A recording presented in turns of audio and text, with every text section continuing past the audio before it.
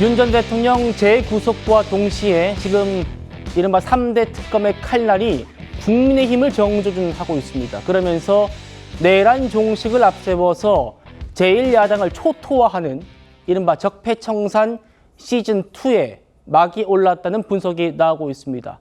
이에 발맞춰서 민주당의 대야 공세도 본격화하고 있습니다.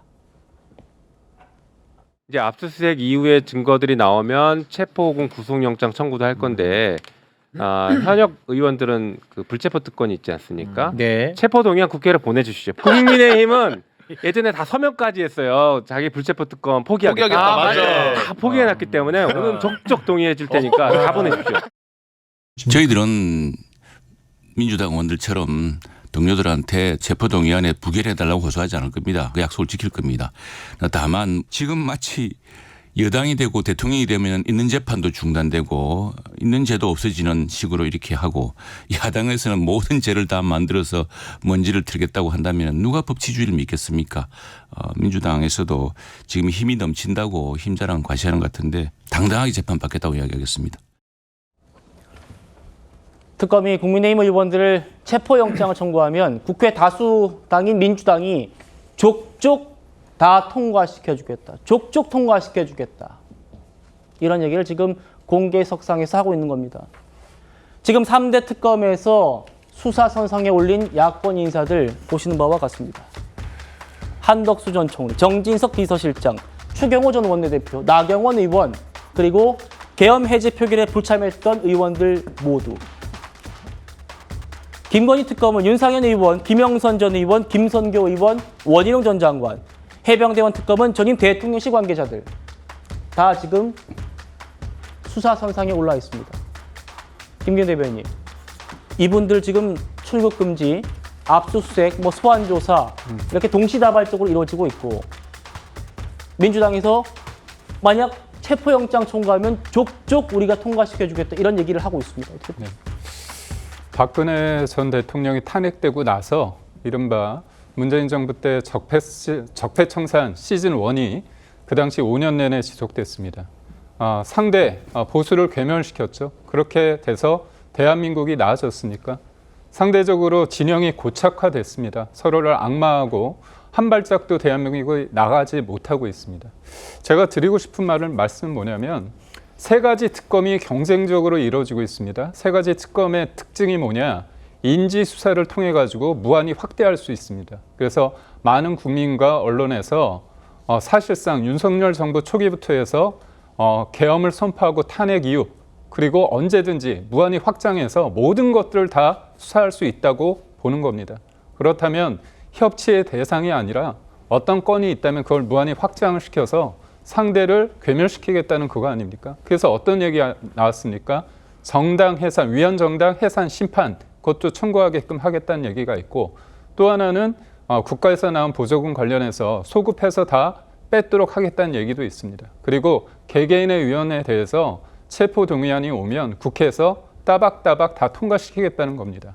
근데 저는 김용민 의원이 이 문제에 대해서 얘기하는 걸 봤을 때 굉장히 제가 볼 때 오만하고 가벼운 모습을 보면서 되게 실망스러운 게 본인들한테 굉장히 우호적인 어떤 언론 프로그램에 나가서 굉장히 이 부분에 대해서 아주 좋아라 하면서 상대 패널들과 웃고 그러지 않습니까?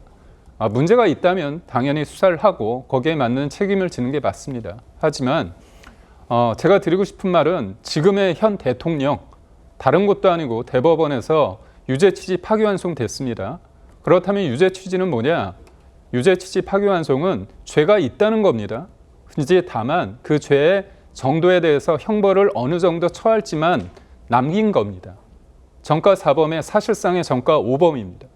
누가 누구한테 뭐라고 얘기할 수 있는지 사실상의 대법원의 판결이 나온 부분에 대해서 반성하거나 부끄러워하거나 그러지 않은 상태에서 대법원장을 끌어내리고자 탄핵과 특검을 운운하는 이런 상황 속에서 수사가 미처 이루어지지 않은 야당에 대해서 저렇게 압박을 하고 있다는 거 국민들이 지켜보고 있습니다. 예, 홍 대표님.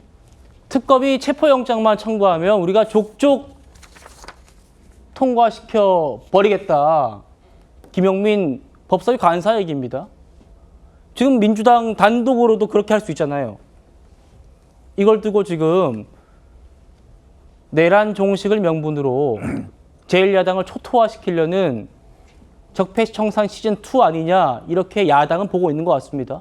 어떻게 보십니까? 글쎄 아마 근데 김용민 의원이 저 방송에 그 유튜브 방송 아니겠습니까? 저 내용의 배경을 보면 아마 국민의힘 그 다수의 의원 제가 한 60명 좀 넘는 의원들이 불체포 특권 자기들은 포기하겠다. 아마 그 내용과 관련돼서 그러면 다 처리해 줄게 이렇게 이제 아마 약간 좀 이 농담적으로 얘기를 한 것 같습니다. 그러나 일단은 국회에서 체포동의안이 올 경우에는 법무부 장관이 국회에 보고를 하게 돼 있고 그 내용에 대해서 어떤 내용이 있는지 살펴봅니다. 근데 통상 이 체포동의안이라는 것은 구속 상태를 하는 게 아니라 검찰이 회기 중에, 그러니까 수사기관이죠. 수사기관이 회기 중에 국회의원을 소환할 때 출두하지 않았을 경우에 그것을 국회로 보내는 거거든요. 그래서 저는 통상적으로 저희가 야당 시절에도 이 체포동의안이 오기 전에 해당 수사기관과 일정을 조율해서 출두를 해서 수사를 받았습니다. 그렇기 때문에 저는 국민의힘 의원들이 이것을 뭐 체포동의안이 올 때까지 그런 게 아니라 적극적으로 저는 수사 기관과 일정을 조율해서 수사를 받고 본인의 결백함을 입증하는 게 필요하다고 생각을 합니다. 두 가지를 좀 나눠보면 될 것 같은데요. 네. 하나는 내란 특검 같은 경우는 굉장히 다수의 의원이 연루돼 있기 때문에 이 중에서 아마 옥석을 가리는 그러니까 그런 과정에서 조금 더 시간이 걸릴 것 같아요. 다만 김건희 특검 같은 경우는 상당수 혐의나 수사의 불가피성, 피의자 또는 참고인 수사가 불가피한 측면이 있다고 보기 때문에 아마 그 김건희 특검과 관련돼서 특정된 의원들 같은 경우는 실제 일정을 조율해서 나가는 것이 보다 현명한 것 아닌가 이렇게 생각을 합니다. 예.